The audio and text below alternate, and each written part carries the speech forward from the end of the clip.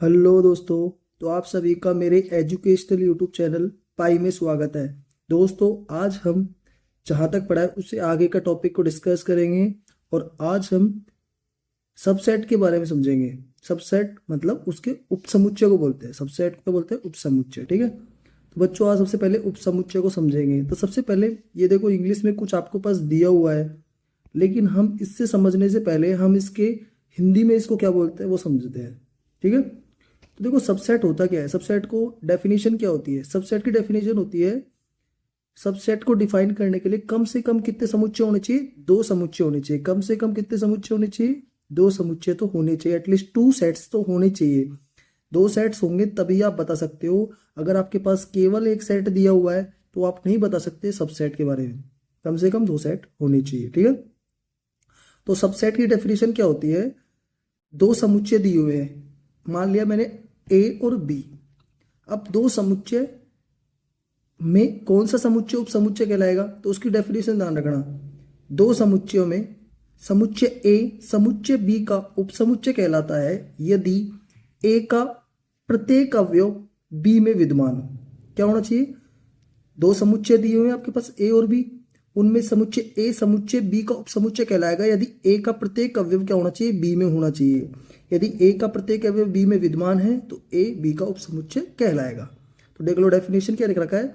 If every element of set A present in set B, A का प्रत्येक अवयव B में विद्यमान है, then A is called subset of B. तो ए बी का उपसमुच्चय कहलाता है, which is expressed by the following symbols. उसको इस सिंबल के द्वारा, प्रतीक के द्वारा व्यक्त किया जाता है इस तरह से। ठीक है, ये किसको बताता है, A is subset of B को। ए बी का उपसमुच्चय है, कहने का मतलब ए का प्रत्येक अवयव बी में विद्यमान है। ठीक है बच्चों, यहां तक समझ में आ गया। चलो आगे करते हैं। तो आगे क्या लिखा है, therefore A subset of B. अब ए बी का उपसमुच्चय कहलाता है। ये देखो, ये सिंबल दिया हुआ है ना, इसको बोलते हैं इफ एंड ओनली इफ। क्या बोलते हैं, इफ एंड ओनली इफ, यदि और केवल यदि। मतलब ये कहीं सिंबल दिख गया ना आपको, ये वाला जो सिंबल कहीं भी दिख गया तो मतलब ये बता रहा है कि ये दोनों साइड चलने वाला प्रोसेस है, टू साइडेड प्रोसेस है। ये होगा तब ये भी होगा और ये होगा तब ये वाला भी होगा। जैसे देखो लिखा है, A subset of B if and only if x belongs to A implies x belongs to B. इसको बोलते हैं इंप्लाइज और इसको बोलते हैं इफ एंड ओनली इफ। इसको क्या बोलते हैं, इस वाले को सिंबल को तो बोलते हैं इफ एंड ओनली इफ। ठीक है, इसको तो क्या बोलते हैं, इफ एंड ओनली इफ, और इसको बोलते हैं इंप्लाइज। ठीक है, इसको बोलते हैं इंप्लाइज। ठीक है, तो ये बोल रहा है ए बी का उपसमुच्चय होगा यदि और केवल यदि एक्स कोई एलिमेंट ए के अंदर विद्यमान है ना, तो उसका एक्स का बी में भी होना जरूरी है। कोई भी एलिमेंट अगर ए के अंदर है तो उसका बी में भी होना चाहिए। X belongs to A implies x belongs to B. यदि एक्स कोई एलिमेंट है वो ए के अंदर विद्यमान है और वो बी में विद्यमान है तो ए जो होगा ना वो बी का उपसमुच्चय कहलाएगा। चलो इसको आप एग्जाम्पल के द्वारा दिखाता हूं मैं इसको। जैसे मैं एक एग्जाम्पल ले लेता हूं।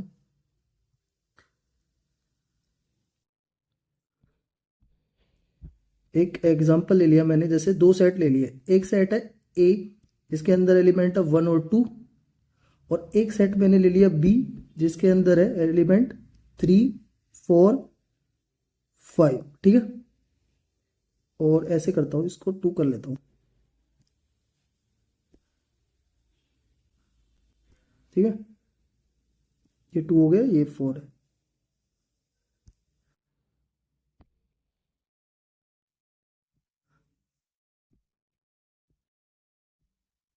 ठीक है, अब देखो सेट ए के अंदर कौन कौन से एलिमेंट है, 1 और 2, दो एलिमेंट्स है। इसके अंदर एलिमेंट है कितने, 3, 2, 4 और 5। अब देखो दो है ना, वो ए के अंदर भी आ रहा है। ठीक है, और दो है ना वो बी के अंदर भी आ रहा है। अगर कोई एलिमेंट एक्स ए के अंदर भी आ रहा है और वही एलिमेंट किसी समुच्चय बी के अंदर भी आ रहा है, दो ए के अंदर भी आ रहा है और दो बी के अंदर भी आ रहा है, तो दो ए है ना वो बी का उपसमुच्चय कहलाएगा। लेकिन प्रत्येक अवयव होना चाहिए, ए का प्रत्येक अवयव उसके अंदर होना चाहिए। देखो यहां पर 1 है ना, वो ए के अंदर आ रहा है, लेकिन 1 किसके अंदर नहीं आ रहा, बी के अंदर नहीं आ रहा। इसलिए एक भी एलिमेंट अगर छूट गया ना सेट ए का, तो वो उपसमुच्चय नहीं कहलाएगा, प्रत्येक अवयव होना चाहिए। इसलिए ध्यान रखना कि जो ए है ना, वो क्या नहीं है, सबसेट नहीं है किसका, बी का। A is not subset of B. ठीक है, एग्जाम्पल से समझ गए। अब आगे देखो नोट। तो नोट की बात करते हैं। तो नोट में आपको देखो सबसे पहले क्या लिखा हुआ है इसकी बता दे छोरी। ये क्या कह रहा है कि यदि A, if A is a subset of B then B is called superset of A. कहने का मतलब यदि आपके पास दो समुच्चय दिए हुए ए और बी, यदि ए बी का उपसमुच्चय है ना, तो जो बी होगा ना वो ए का क्या कहलाएगा, अधिसमुच्चय। अधिसमुच्चय को क्या बोलते हैं, सुपरसेट। क्या बोलते हैं, सुपरसेट। तो ये क्या हो जाएगा आपका, ये इसको क्या बोलते हैं, इसको बोलते हैं अधिसमुच्चय।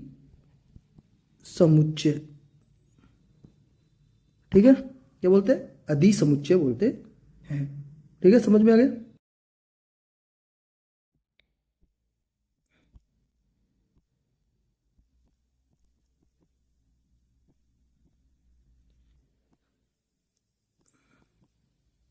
ठीक है, वो आगे की बात करते हैं। मतलब ए बी का उपसमुच्चय तो बी ए का अधिसमुच्चय कहलाएगा। ठीक है, नेक्स्ट पॉइंट क्या करेगा इसके अंदर, if A is a subset of B but A is not equal to B. अर्थात आपके पास दो समुच्चय दिए हुए हैं जहां ए क्या है, बी का उपसमुच्चय है, लेकिन ए बी के बराबर नहीं है। जैसे मैंने आपको दिए थे, देखो यहाँ ए है ना, वो बी का उपसमुच्चय नहीं है, लेकिन मैं इसको एग्जाम्पल के द्वारा दिखाता हूं आपको। जैसे मैं दो सेट ले लेता हूं, एक सेट ले लेता हूं A is equal to curly bracket 1 2, और एक ले लेता हूं B is equal to curly bracket 3 4 और 5। नहीं,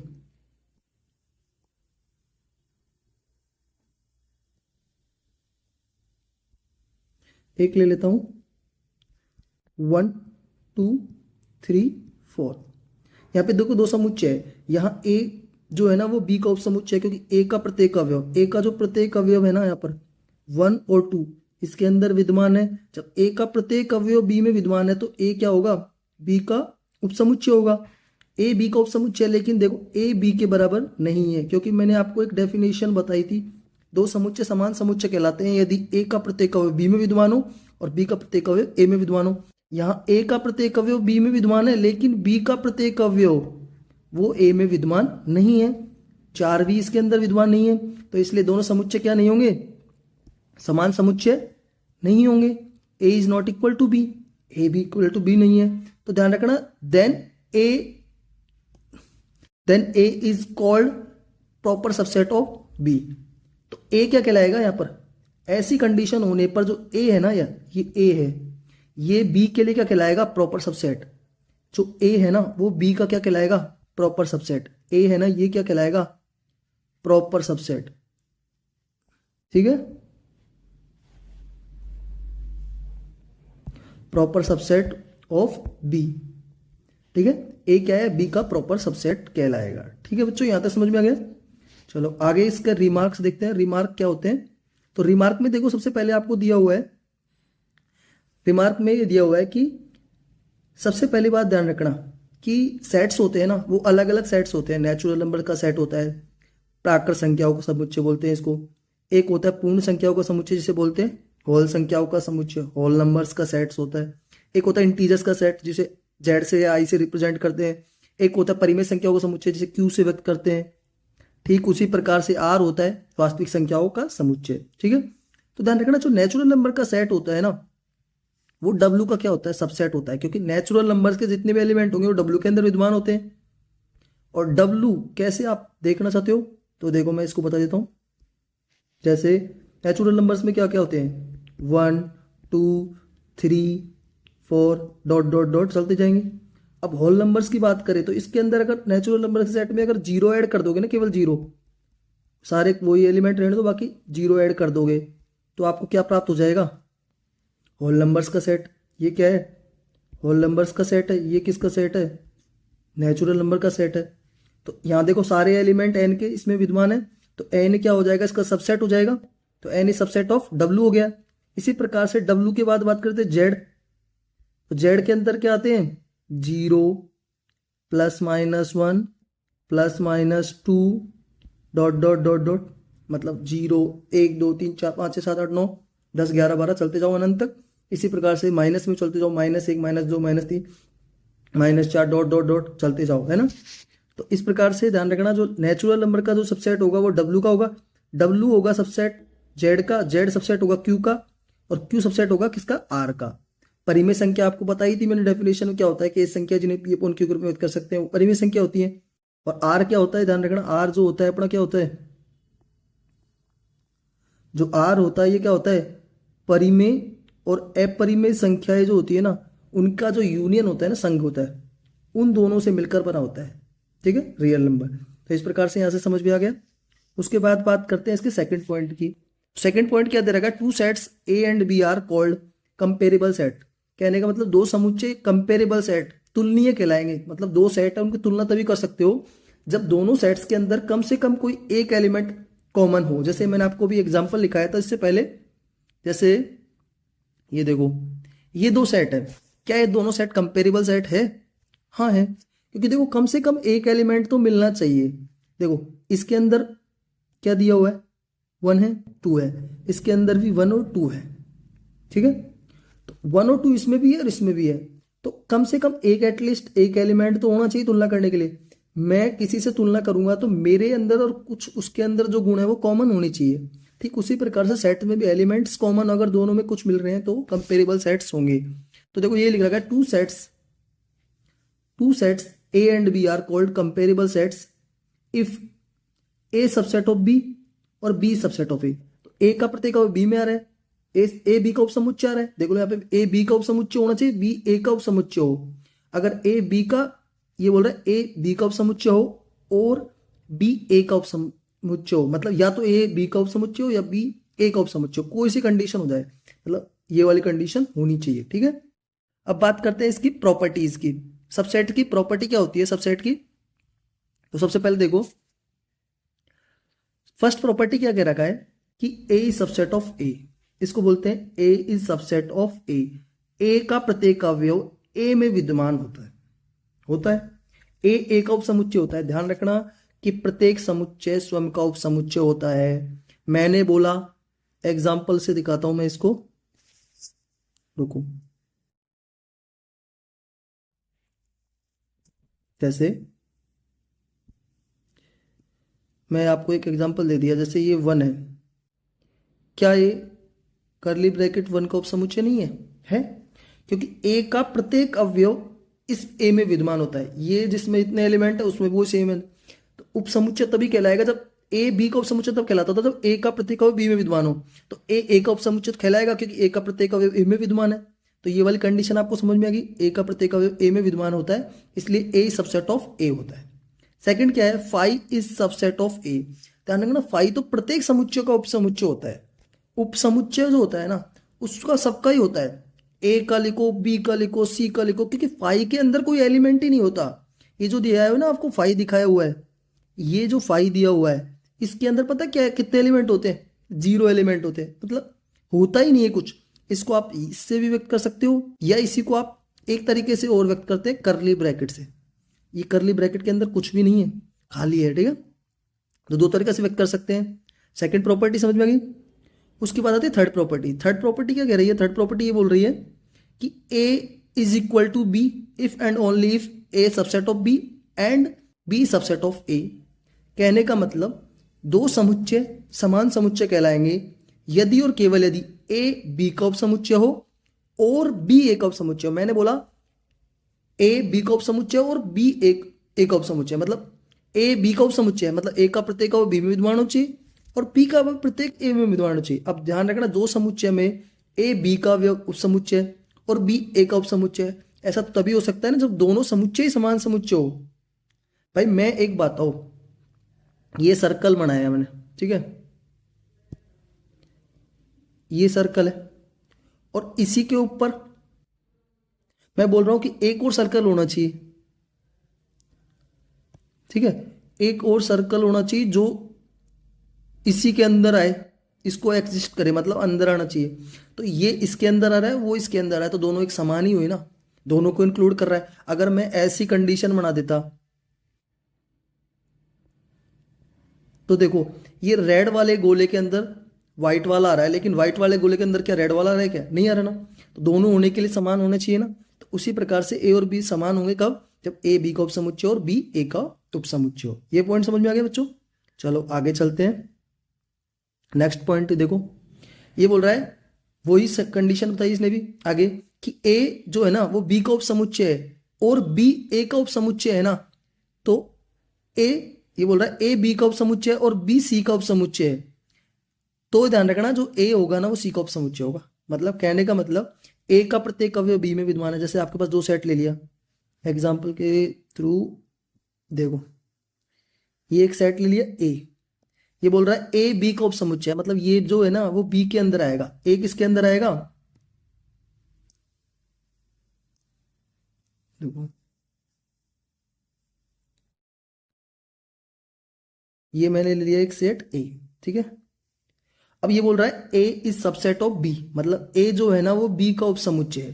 कहने का मतलब ए का प्रत्येक अवयव क्या है? बी के अंतर्गत आ गया। ये क्या है? बी। और ये बोल रहा है और बी सबसेट ऑफ सी, और बी किसका उपसमुच्चय है? सी का उपसमुच्चय है। ये बी किसका उपसमुच्चय है? सी का उपसमुच्चय। तो क्या ए सी का उपसमुच्चय नहीं होगा? क्योंकि ए का प्रत्येक अवयव सी में विद्यमान है, तो ए सबसेट ऑफ सी। तो ये कंडीशन समझ में आ गई। चलो आगे बढ़ते हैं। हाउ टू सॉल्व इट, ठीक है, मतलब इसको सॉल्व कैसे करेंगे, ठीक है, हाउ टू सॉल्व इट। तो क्वेश्चन में देखो, सबसे पहले एग्जांपल आपको क्या दिया हुआ है, इफ ए इज इक्वल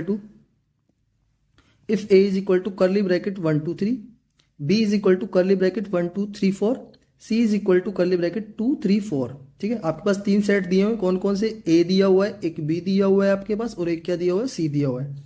अब ये तीन समुच्चय दिए हुए हैं और आपको बोल रहा है then which the statement is wrong. आपको बताना है नीचे कथन दिए हुए हैं ना, उनमें से कौन सा कथन गलत है, ठीक है। आपको गलत कथन की बताना है, ठीक है। तो सबसे पहला कथन दिया हुआ है A is subset of B, second दिया हुआ है B subset of A, B is not equal to A, C subset of B, ठीक है। चेक करते हैं सबसे पहले कौन सा सही हो सकता है। तो देखो, सबसे पहले ए के अंदर कौन कौन से एलिमेंट है? देखो, ए के अंदर कौन कौन से एलिमेंट है? 1 2 3। बी के अंदर कौन कौन से एलिमेंट है? 1 2 3 4, ठीक है। और इसी प्रकार से सेट सी के अंदर कितने एलिमेंट है? 3 एलिमेंट। कौन कौन से? 2 3 4, ठीक है। अब फर्स्ट प्रॉपर्टी चेक करते हैं, क्या पहला सही है नहीं है। फर्स्ट को चेक करते हैं, ठीक है। फर्स्ट को चेक करें, क्या है? A is subset of B. A B का उपसमुच्चय कब कहलाएगा? जब ए का प्रत्येक अवयव बी में विद्यमान हो। ए का प्रत्येक अवयव बी में विद्यमान है क्या? देखो, यहां पर 1 इसमें है, इसमें भी है, चलो ठीक है। 2 इसमें है, इसमें है। 3 इसमें है, इसमें है। तो ए बी का उपसमुच्चय है। ये बात तो ब्रो एकदम करेक्ट है। क्या है? करेक्ट है, मतलब ये गलत तो नहीं है। सेकंड की बात कर लेते हैं। सेकंड, बी सबसेट ऑफ ए, क्या बी ए का उपसमुच्चय? क्या? देखो, बी का प्रत्येक अवयव ए में विद्यमान है क्या? 1 है भाई ए में, 2 ए में है, 3 ए में है, 4 ए में नहीं है। 4 बी में है लेकिन ए में नहीं है, मतलब बी का प्रत्येक अवयव ए में नहीं है। इसका मतलब आप जो बोल रहे हो ब्रो कि बी ए का उपसमुच्चय है, ये कतई गलत है। और भी चेक कर लेते हैं। वैसे आंसर तो आपका यही होगा, which of the following statement is wrong. तो इनमें से गलत कथन तो यही होगा, लेकिन और भी चेक कर लेते हैं। चलो सी स्टेटमेंट की बात करते हैं। B is not equal to A, क्या बी ए के बराबर नहीं है क्या? ये तो सही है, क्योंकि देखो बी के अंतर्गत कौन कौन से एलिमेंट है? 1 2 3। ए के अंतर्गत क्या है? 1 2 3 4। दो समुच्चय समान समुच्चय कहलाते हैं यदि उनके अवयवों की संख्या समान हो और अवयव भी समान हो। यहाँ देखो अवयवों की संख्या कितनी है? 3। यहाँ अवयवों की संख्या कितनी है? 4। तो अवयव की संख्या समान नहीं है। अवयव तो समान है, 3 समान है, इसमें 3 वो है, लेकिन इसमें एक एक्स्ट्रा है। तो अवयवों की संख्या ही समान नहीं है तो दो समुच्चय समान समुच्चय नहीं कहलाएंगे। मतलब ये जो कथन दे रखा है वो क्या है, एकदम सही है। कथन क्या दिया हुआ है आपके पास, जो दिया हुआ है इसके अंतर्गत वो एकदम राइट है। ठीक है, अब चेक करते हैं डी। डी की बात करते हैं तो डी क्या रहेगा, C subset of B. C B का उपसमुच्चय। कोई भी समुच्चय उपसमुच्चय कहलाएगा यदि उसका प्रत्येक अवयव बी में एक समुच्चय दूसरे समुच्चय का उपसमुच्चय कहलाएगा यदि एक समुच्चय का प्रत्येक अवयव दूसरे समुच्चय में विद्यमान हो। तो सी बी का उपसमुच्चय कहलाएगा यदि सी का प्रत्येक अवयव बी में विद्यमान हो। सी के अंदर क्या है, 2, बी के अंदर है क्या है, सी के अंदर है 3, इसके अंदर भी है, इसके अंदर 4 है, इसके अंदर भी 4 है। कहने का मतलब जो आपके पास दिया हुआ है C subset of B is a right statement. It's okay, समझ में आ गया। तो कहने का मतलब इसका जो आपका राइट आंसर होगा वो क्या होगा, इसका जो राइट आंसर होगा वो कौन सा हो गया बताओ, इनमें से कौन सा होगा। ये समझ में आ गया। अगर आपको वीडियो अच्छी लगी हो तो चैनल को ज़रूर सब्सक्राइब करना और लाइक ज़रूर करना और कमेंट ज़रूर करना ताकि आपको आने वाली वीडियो की नोटिफिकेशन मिलती रहे। तो आप सभी को थैंक्स, ये जो आपने मेरी वीडियो देखी, तो धन्यवाद।